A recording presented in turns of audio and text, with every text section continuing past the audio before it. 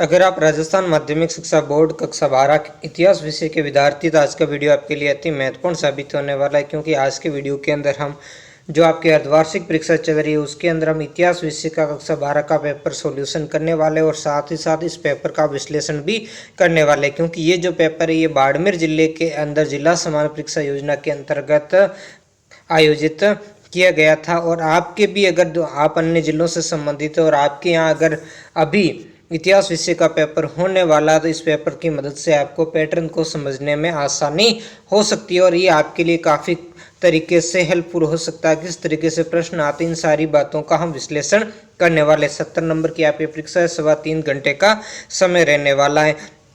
पहले इस प्रश्न का हम विश्लेषण करेंगे और उसके बाद में प्रश्नों के आंसर भी आपको बताए जाएंगे और अंत में आपके जो मानचित्र है उस मानचित्र को भी कवर अप किया जाएगा। और इससे पहले मैंने मानचित्र से संबंधित 2 वीडियो अपना बनाए थे, उसमें से सारे प्रश्न आ रहे हैं, उससे बाहर कुछ भी नहीं आ रहा है। वो 2 छोटे छोटे वीडियो है, उसको आप चैनल पर जा करके देख लें। एक कल अपलोड हुआ था और एक 2-3 दिन पहले अपलोड हुआ था, उसमें देख लें। उससे बाहर आपके अर्धवार्षिक में भी मानचित्र में कुछ नहीं आएगा, वार्षिक में भी कुछ नहीं आएगा, यानी 5 नंबर अब आपकी मुट्ठी के अंदर है। तो आगे बढ़ने से पहले आपको बताना चाहूँगा कि अगर आप चैनल पर पहली बार है तो चैनल को सब्सक्राइब करना न भूल जाए और वीडियो को लाइक कमेंट शेयर भी जरूर करें, ठीक है। और ऐसे ही लेटेस्ट अपडेट प्राप्त करने के लिए बेल आइकन बटन को भी प्रेस कर दे, ऑन कर दे उसको, ताकि सबसे पहले आप तक सूचनाएं आएगी। सबसे पहले समझते हैं यहाँ पर प्रश्न संख्या 1 से 10 इन्होंने 1 अंक का है, 11 से 18 तक 2 अंक का है, 19 से 23 तक 3 अंक का है। प्रश्न संख्या 24 से 26 4 अंक का है और 27 28 6 अंक का। ये विभाजन आपके जिले में अलग हो सकता है, 6 अंक के भी क्वेश्चन हो सकते हैं, 8 अंक के भी हो सकते हैं और 4 अंक के भी क्वेश्चन हो सकते हैं, क्योंकि हर जिले ने अपना अलग अलग पैटर्न अपनाया है। तो यहाँ पर अगर 4 अंक के क्वेश्चन आएंगे तो इन प्रश्नों की संख्या भी बढ़ सकती है और 24 से 26 जो दूसरे प्रश्न उनकी संख्या बढ़ सकती है, 23 वालों की जो अंक है उनकी संख्या बढ़ सकती है। लेकिन जो आपके मैप है वो 5 अंक का ही आने वाला। तो इस बात को आपको ध्यान देना है कि मानचित्र जो आपके वो कितने अंक आएगा, 5 अंक आएगा। और यहाँ पर जैसे इन्होंने ऑब्जेक्टिव प्रश्न नहीं दिए तो आपके जिले में हो सकता है वो ऑब्जेक्टिव प्रश्न भी देते। इन्होंने सीधे जो एक शब्द वाले प्रश्नों से अति लघुत्रात्मक शुरुआत की है। 10 प्रश्न है, प्रत्येक प्रश्न 1 अंक का। इसका सोल्यूशन अभी हम देखने वाले, पहले इसका पैटर्न देख लेते हैं। और फिर इन्होंने यहाँ पर जो प्रश्न संख्या 11 से इन्होंने 18 तक 2-2 अंक के यहाँ पर इन्होंने प्रश्न दिए। और 18वां प्रश्न आप देखिए, ये जो आपके अंदर कैसी क्षमता है, बौद्धिक क्षमता, यानी उसको जो जांचने के लिए ये प्रश्न यहाँ पर दिया गया है। अब हम इसके दूसरे पेज पर आ गए हैं, जिसके अंदर हम दीर्घ उत्तर वाले प्रश्न देखेंगे 19 से 23 तक। तो यहाँ किस टाइप से देखो प्रश्न आते हैं।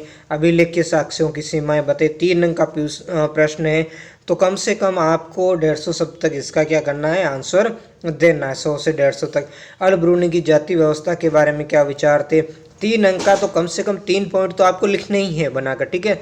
1 पॉइंट के अंदर 2-2 लाइन का वर्णन कर दीजिए। गोपुरम मंडप के बारे में क्या जानते हैं, विजयनगर साम्राज्य। तो देखो प्रश्न कहाँ से, हर अलग। अभिलेख के साक्ष्यों की सीमाएं, है ना, जो आपके दूसरे पार्ट के अंदर जो पढ़ने वाला आया था। अभिलेख का पहले पार्ट और दूसरे पार्ट दोनों के अंदर है। पहले पार्ट के अंदर अभिलेख का है तो दूसरे पार्ट के अंदर आपके जो महाभारत वाला उससे संबंधित, तो इनके साक्ष्यों की सीमाएं। फिर ये तो आ गया एशियंट में से, ये मेडिवल में से आया, ये भी मेडिवल का क्वेश्चन, ये मॉडर्न का क्वेश्चन है, ये भी मॉडर्न का। 1857 के विद्रोह के सैनिक कारण आपको बताने हैं, ठीक है।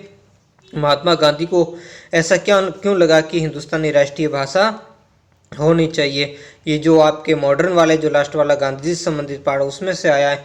महात्मा जो संविधान निर्माण से उसमें राज्य की भाषा की बात है तो उसमें आया। महात्मा बुद्ध की जो शिक्षा है क्या, ये फिर एशियंट में से आया है। और ये मुगलकालीन भू राजस्व प्रणाली है, ये आपके वापस मॉडर्न में से आ गया। यहाँ देखो अथवा में 4 नंबर वाला क्वेश्चन, इन दोनों में से एक, या तो मुगलकालीन भू राजस्व प्रणाली के बारे में लिखी है, मुगलकालीन कृषि समाज में महिलाओं की स्थिति के बारे में प्रकाश डालना।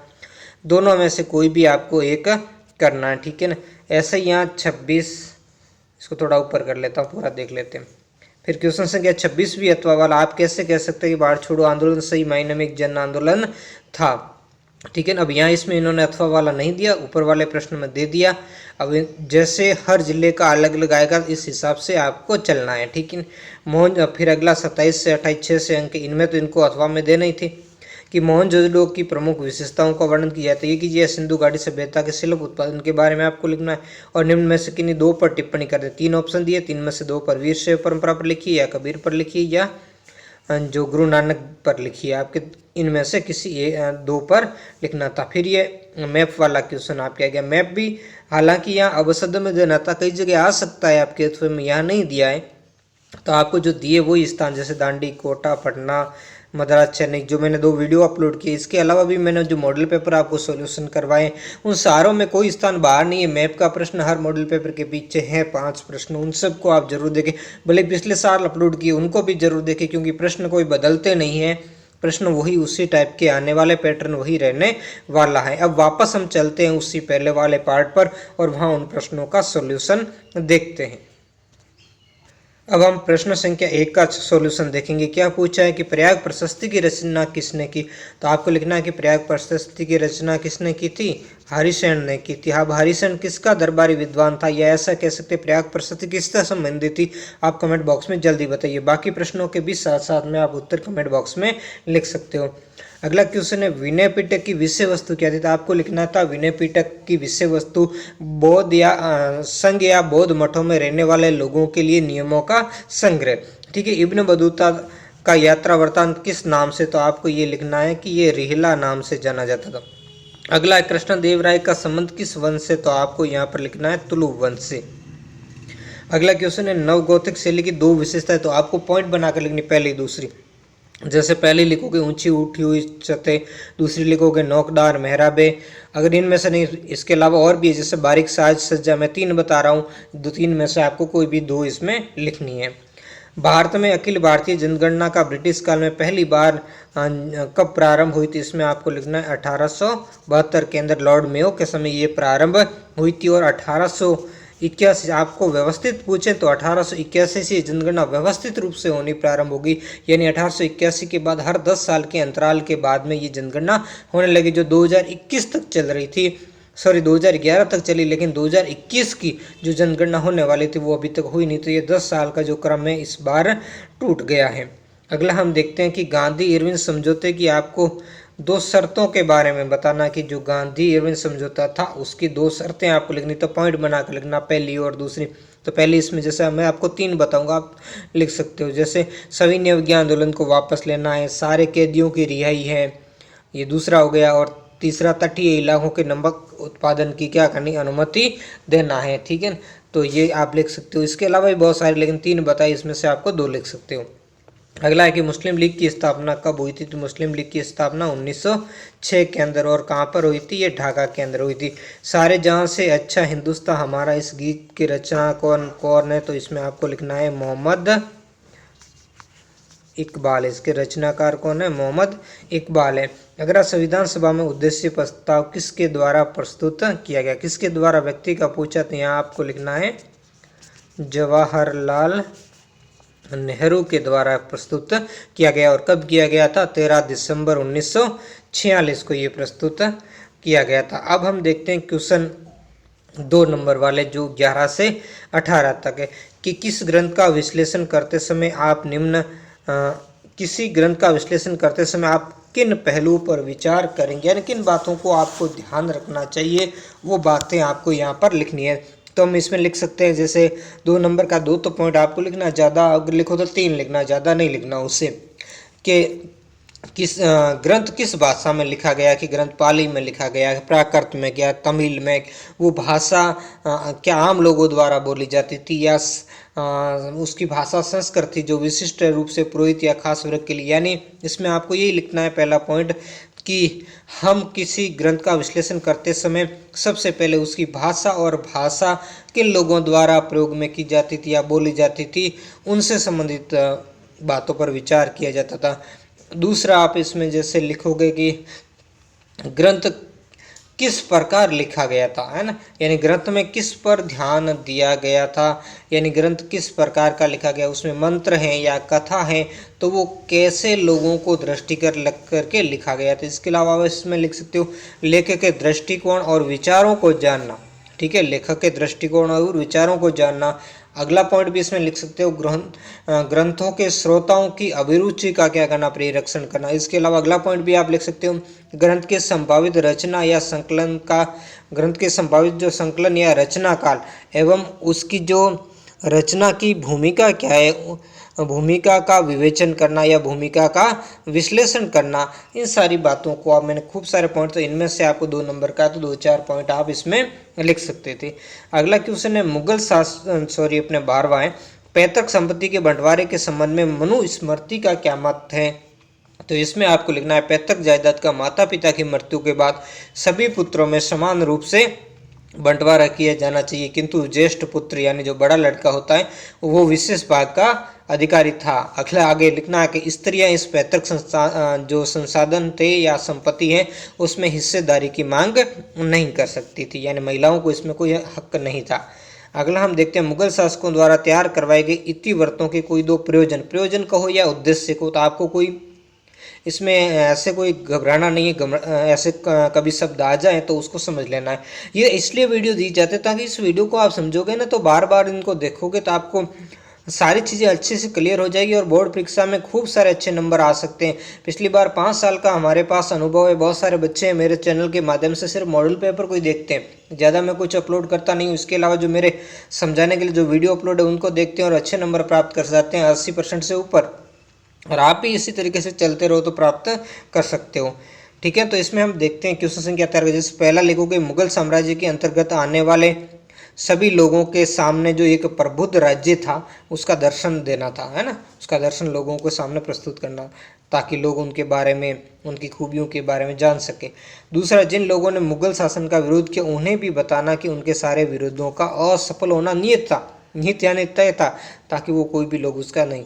इसके अलावा भी जैसे वो आने वाली पीढ़ियों के लिए भी वो क्या करना चाहते थे, इस तरीके के दस्तावेज के रूप में उसको सुरक्षित करना चाहते। ये उनके प्रयोजन में आप लिख सकते हो कि जात व सवार से आप क्या समझते हैं, जात और सवार से क्या समझते हैं, ठीक है। तो ये मुगल काल से जो मेडिवल इंडिया है, मध्यकाल वाली, जो आपके भाग संख्या 2 उस पुस्तक से, तो जात के बारे में आप लिखोगे सही पदानुक्रम में अधिकारी या मनसबदार के पद और वेतन का सूचित था, जबकि सवार के अंदर आप लिखोगे ये सूचित करता था कि उससे सेवा में कितने घुड़सवार रखना अपेक्षित है, यानी वो कितने घुड़सवार सेवा के लिए, मुगल सेवा के लिए रखेगा।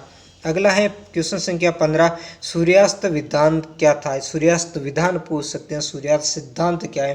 तो इसमें आप लिखोगे ये जो आधुनिक काल वाले पार्ट से संबंधित, जमींदारी वाले पार्ट से, यदि निश्चित तारीख को सूर्यास्त होने तक भुगतान नहीं आता था तो जमींदारी को नीलाम किया जा सकता था, यानी उसकी जमींदारी जब्त की जाती थी और उसके बाद उसको नीलाम भी किया जा सकता। अगला देखेंगे संथाल विद्रोह के 2 कारण आपको बताना।